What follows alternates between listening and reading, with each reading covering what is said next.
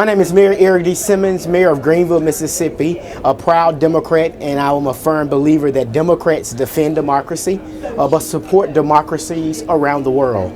Of course, during President Obama years, we entered the Paris Accord. We did have a little small snag, and having that stop, we had to begin to get local economies, cities and towns and governors around America to say America is all in. And we are still in from COP26, from COP27 to COP28. I am co-chair of a group of mayors on the Mississippi River Basin called Mississippi River Cities and Towns Initiative. It's 105 bipartisan mayors doing climate adaptation, climate mitigation work, and we are uniquely in a position to do climate performance work. 1 in 12 people consume commodities grown on the Mississippi River Basin.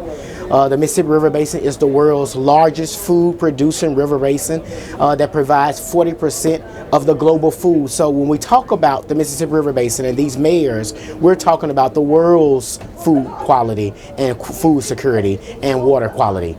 We've launched here in COP28 100,000 acres of nature-based infrastructure that sequester 230,000 tons of carbon.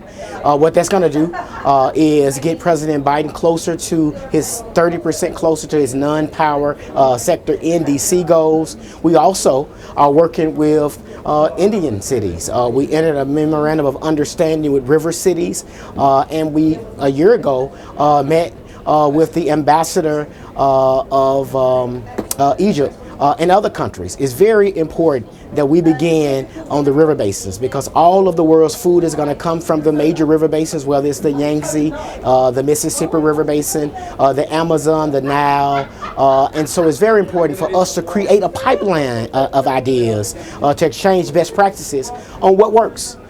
We just entered a agreement with the river cities of India about the Ganga and what they're doing.